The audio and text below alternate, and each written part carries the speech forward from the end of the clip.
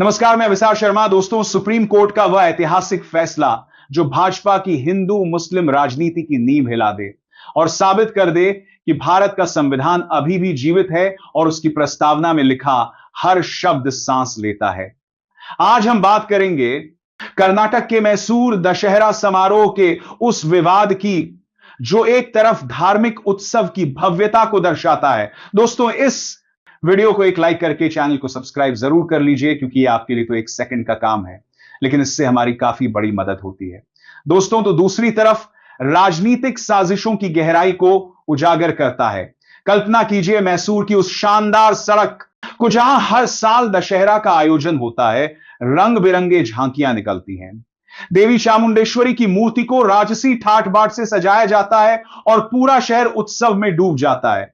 लेकिन इस बार कुछ अलग था, कुछ ऐसा जो सिर्फ उत्सव नहीं बल्कि देश की एकता की परीक्षा बन गया। इंटरनेशनल बुकर प्राइज विजेता वकील और लेखक बानो मुश्ताक को मुख्य अतिथि बनाए जाने का ऐलान हुआ और बस यहीं से तूफान खड़ा हो गया। याचिका दायर हो गई, कोर्ट की दहलीज पर चढ़ गई और अंत में सुप्रीम कोर्ट ने न सिर्फ उसे खारिज किया बल्कि पूरे देश को एक संदेश दिया कि भारत सबका है और किसी की धार्मिक पहचान उसके सम्मान को कम नहीं कर सकती। चलिए इस पूरी कहानी को शुरू से समझते हैं। मैसूर दशहरा भारत के सबसे भव्य उत्सवों में से एक है जो सदियों पुरानी परंपरा को जीवंत रखता है। ये सिर्फ हिंदू त्योहार नहीं बल्कि सांस्कृतिक विरासत का प्रतीक है, जहां कला, संगीत, नृत्य और एकता का संगम होता है। कर्नाटक सरकार ने इस साल के समारोह को और समावेशी बनाने का फैसला किया और मुख्य अतिथि के रूप में चुना बानो मुश्ताक को। अब बानो मुश्ताक कौन है? वे एक ऐसी शख्सियत हैं जिन्होंने अपनी लेखनी से दुनिया को हिला दिया। इंटरनेशनल बुकर प्राइज जीतने वाली पहली भारतीय लेखिका, जिनकी किताबें मानवाधिकार, न्याय और समाज की जटिलताओं को बयां करती हैं। वे वकील हैं जो अदालतों में लड़ती हैं और लेखक हैं जो शब्दों से क्रांति लाती हैं। लेकिन उनके मुस्लिम होने का नाम भर लेते ही कुछ लोग भड़क उठे। याचिका दायर हुई जिसमें कहा गया कि एक मुसलमान को मंदिर परिसर में दशहरा समारोह का उद्घाटन करने का हक नहीं है। यह मंदिर का अपमान होगा, यह परंपरा का उल्लंघन होगा और हिंदू भावनाओं को ठेस पहुंचाएगा। याचिकाकर्ता ने दावा किया कि यह धार्मिक आयोजन है, इसलिए मुख्य अतिथि भी उसी धर्म का होना चाहिए। लेकिन सवाल यह उठता है कि क्या कोई उत्सव सिर्फ एक धर्म का हो सकता है? क्या भारत की मिट्टी में उगने वाले उत्सवों को सीमाबद्ध किया जा सकता है? पहले यह मामला कर्नाटक हाईकोर्ट गया, जहां जजों ने इसे गंभीरता से सुना लेकिन खारिज कर दिया। फिर याचिकाकर्ता सुप्रीम कोर्ट पहुंचा और वहां भी वही कहानी दोहराई गई। सुप्रीम कोर्ट की 2 जजों की बेंच, जस्टिस BR गवई और जस्टिस संदीप मेहता ने सुनवाई शुरू की ही नहीं कि सीधे 3 बार कहा खारिज करते हैं, खारिज करते हैं, खारिज करते हैं। लेकिन इससे पहले उन्होंने याचिकाकर्ता के वकील से कुछ सवाल किए जो इतने गहरे थे कि पूरा कोर्टरूम गूंज उठा। पहला सवाल था, क्या भारत की संविधान की प्रस्तावना कुछ और है? क्या उसमें लिखा नहीं है कि हम धर्मनिरपेक्ष गणराज्य हैं जहां सभी धर्मों को समान अभिप्राय अधिकार है? दूसरा सवाल, क्या हम गंगा जमुनी तहजीब में नहीं रहते? क्या यह वो भारत नहीं है जहां हिंदू मस्जिद में जाते हैं और मुसलमान मंदिरों में पूजा करते हैं? तीसरा सवाल, क्या राज्य अपने सार्वजनिक कार्यक्रमों में धर्म के आधार पर भेदभाव करते हैं सकता है? क्या संविधान की धारा 14 और 15 को भुला दिया? क्या समानता का अधिकार सिर्फ किताबों में रह गया? कोर्ट ने साफ कहा, यह राज्य सरकार का सार्वजनिक कार्यक्रम है, निजी आयोजन नहीं। इसीलिए किसी की धार्मिक पहचान के आधार पर उसे आमंत्रित करने या न करने का कोई आधार नहीं बनता। और तो और कोर्ट ने 2017 का उदाहरण भी दिया, जब डॉक्टर निसार अहमद को भी इसी समारोह में मंच पर बुलाया गया था और तब कोई विवाद नहीं हुआ था। लेकिन आज राजनीति ने इसे मुद्दा बना दिया, भाजपा ने विरोध जताया और याचिकाकर्ता को भाजपा से जुड़ा बताया गया। यह सिर्फ एक घटना नहीं बल्कि उस राजनीतिक खेल का हिस्सा था जो हिंदू मुस्लिम विभाजन पर टिका है, जो वोट बैंक की राजनीति करता है, जो एकता को तोड़ने के लिए धर्म का सहारा लेता है। लेकिन सुप्रीम कोर्ट ने इस बार करारा जवाब दिया और कहा कि संविधान सर्वोपरि है, राजनीतिक महत्वाकांक्षाएं नहीं। अब सोचिए इस फैसले का मतलब क्या है। यह सिर्फ बानो मुश्ताक के सम्मान की बात नहीं, बल्कि पूरे देश के लिए एक सबक है कि जब भी कोई कोशिश करे धार्मिक विभाजन फैलाने की, तब न्यायपालिका खड़ी हो जाती है। यह फैसला दिल जीत लेने वाला है, क्योंकि यह बताता है कि भारत सबका है। यहां कोई छोटा बड़ा, हिंदू मुसलमान, सिख ईसाई नहीं, सभी बराबर हैं, सभी का हक है, सभी की आवाज सुनी जाएगी। अब चलिए थोड़ा पीछे चलें और समझें कि मैसूर दशहरा आखिर है क्या। यह उत्सव 16वीं शताब्दी से चला आ रहा है, जब विजयनगर साम्राज्य के राजा कृष्णदेव राय ने इसे शुरू किया था। यह सिर्फ मूर्ति विसर्जन का त्योहार नहीं, बल्कि रावण पर राम की जीत का प्रतीक है, जो बुराई पर अच्छाई की विजय दर्शाता है। और इसमें सभी धर्मों के लोग शामिल होते हैं। सदियों से मुस्लिम कलाकार हांकियां बनाते हैं, ईसाई संगीतकार गाते हैं, सिख भाई भोजन बांटते हैं। यह गंगा जमुनी संस्कृति का जीवंत उदाहरण है, लेकिन राजनीति ने इसे कलंकित करने की कोशिश की। बानो मुश्ताक का चयन क्यों हुआ? क्योंकि वे न सिर्फ लेखिका हैं, बल्कि सामाजिक न्याय की योद्धा हैं। उनकी किताबें जैसे कस्तूरी मन जैसे अन्य कार्य मानवता की कहानियां बुनती हैं। वे अदालत में लड़ती हैं उन मुद्दों पर जो समाज को तोड़ते हैं, और उनकी उपलब्धि इंटरनेशनल बुकर प्राइज ने उन्हें वैश्विक पहचान दी। लेकिन भारत में कुछ लोग उनके धर्म को देखते हैं ना, कि उनके योगदान को याचिका में तर्क दिया गया कि मंदिर परिसर में मुस्लिम का उद्घाटन धार्मिक भावनाओं को आहत करेगा। लेकिन कोर्ट ने पलटकर कहा कि सार्वजनिक स्थल पर धर्म का भेदभाव संविधान के खिलाफ है। राज्य का कर्तव्य है समावेशिता को बढ़ावा देना, न कि विभाजन फैलाना। अब भाजपा का विरोध क्यों? भाजपा ने कहा कि यह परंपरा का अपमान है, लेकिन विपक्ष ने इसे राजनीतिक स्टंट बताया। कहा कि भाजपा खुद चुनावी रैलियों में सभी धर्मों को बुलाती है, लेकिन जब सरकार दूसरी हो तो विरोध करती है।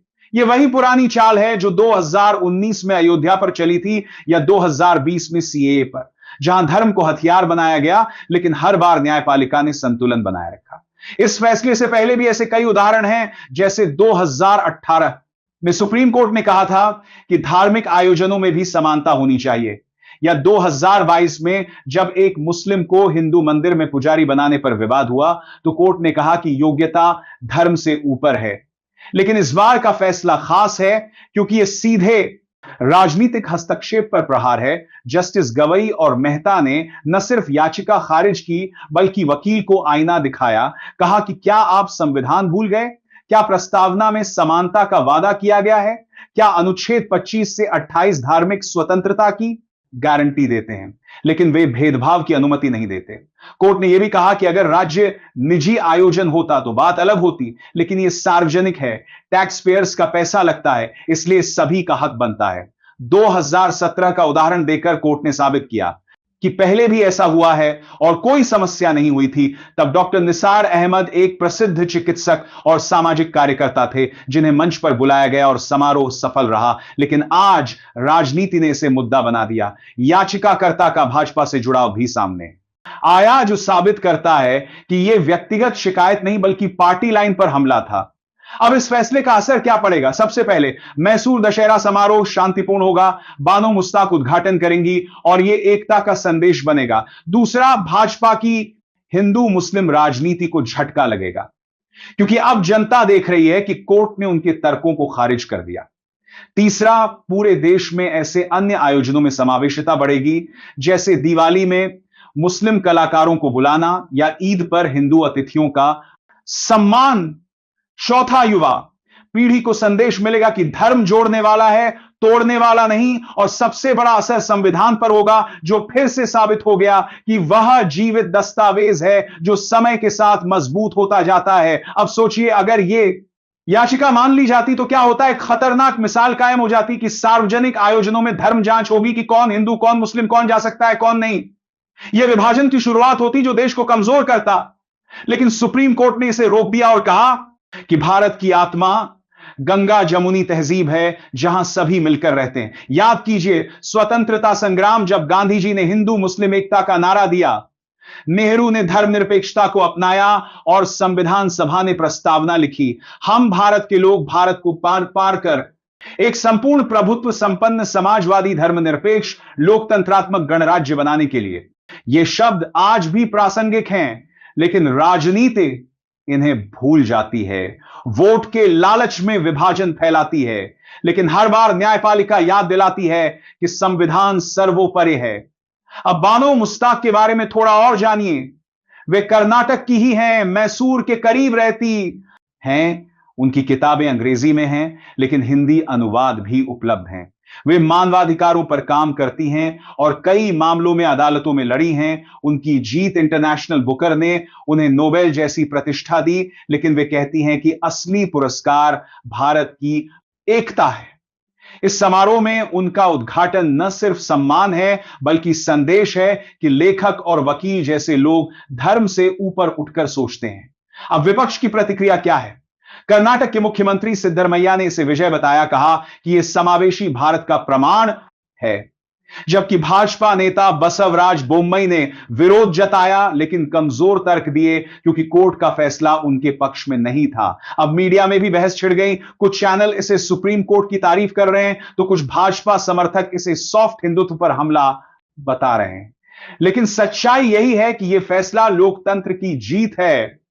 अब कल्पना कीजिए उस समारोह को जब बानो मुश्ताक मंच पर चढ़ेंगी, हाथ जोड़कर अभिवादन करेंगी और कहेंगी कि यह मेरा सम्मान नहीं, बल्कि भारत का सम्मान है, जहां सभी का स्थान है। झांकियां निकलेंगी, संगीत बजेगा और लोग तालियां बजाएंगे बिना किसी भेदभाव के। यह दृश्य देखकर मन भर आएगा कि हां, हमारा देश अभी भी एक है।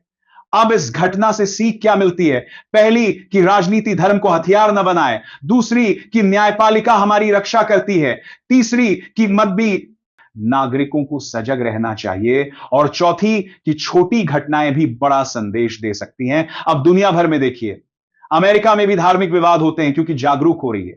सोशल मीडिया पर हैशटैग सबका भारत खलनायक विभाजनकारी राजनीति है और विजेता एकता। लेकिन ये को लिखें तो क्या शीर्षक होगा? शायद भारत की उद्घाटन या एकता का उद्घोष जो भी जीता है, क्योंकि यह बताता है कि भारत सबका है। यहां कोई बाहरी नहीं, सभी परिवार के सदस्य हैं। और जब भी कोई कोशिश करे इस परिवार को तोड़ने की, तब न्याय की मान सरस्वती खड़ी हो जाती और कहती है, बस अब बहुत हुआ, अब एकता का जश्न मनाओ। धन्यवाद इस पूरी कहानी को सुनने के लिए। और याद रखिए, संविधान हमारा सबसे बड़ा त्योहार है, जिसे हर दिन मनाना है, हर पल जीना है।